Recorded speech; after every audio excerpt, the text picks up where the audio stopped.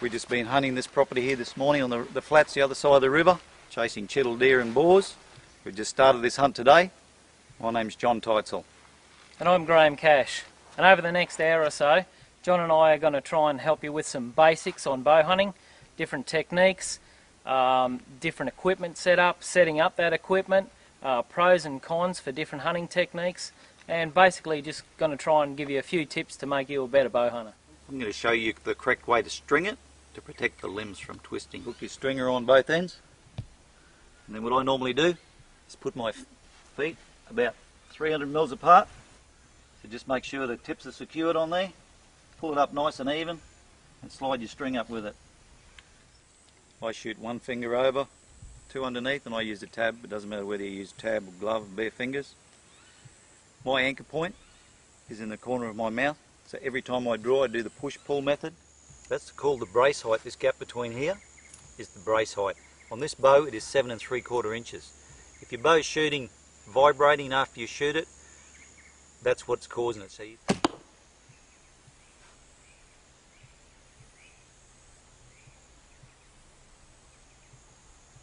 Now that arrow, the knock is to the left, which means that broadhead weight is a little bit too much for that arrow, so I need a stiffer spine to try and get that arrow hitting dead straight.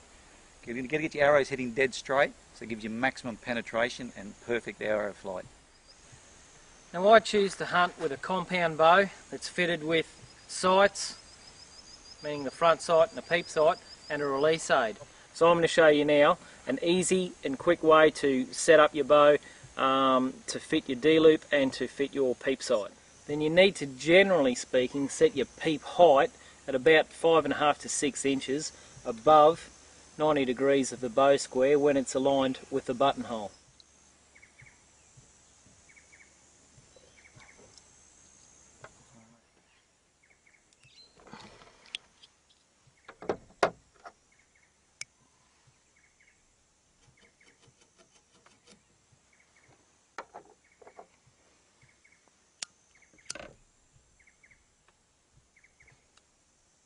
But most importantly, we're assessing arrow flight.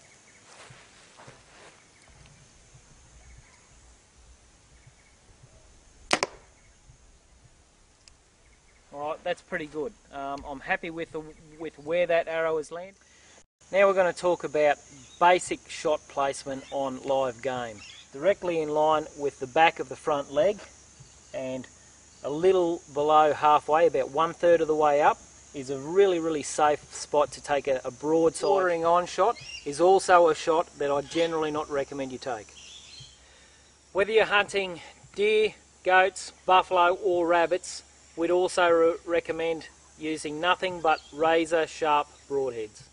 The reason I do this is it's very safe. You use this little piece of timber, it's just a normal piece of timber, you just round the edges off. Now we just draw sharpen the broadhead.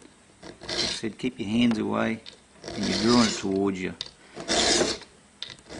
To start it, just do that really lightly a couple of times.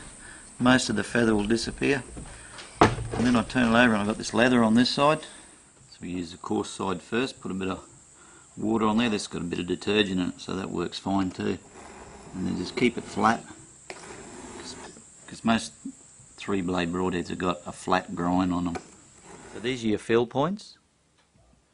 Now if you shoot broadheads and they go in line but high, you have to raise your knocking point. If they're in line but low, you have to lower your knocking point.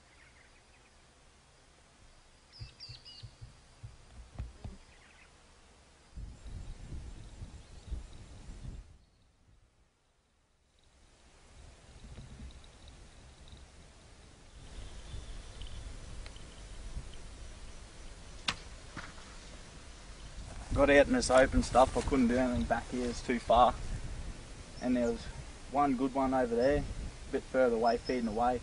There's one under this tree here. First thing you should do when you get them down is bleed them first, so cut them up near the throat there and bleed them so they get the blood out of them. And then we'll just, I'll take the legs off this fella first.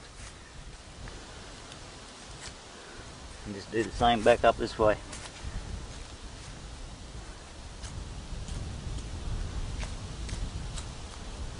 Just work your knife on the rib bones. Just keep pulling it off. We're all just dedicated Aussie bow hunters, sharing a few of the tricks we've learned over the years to help you get started in this great sport. So I hope you found this informative. You put in the hard yards and you'll get the rewards.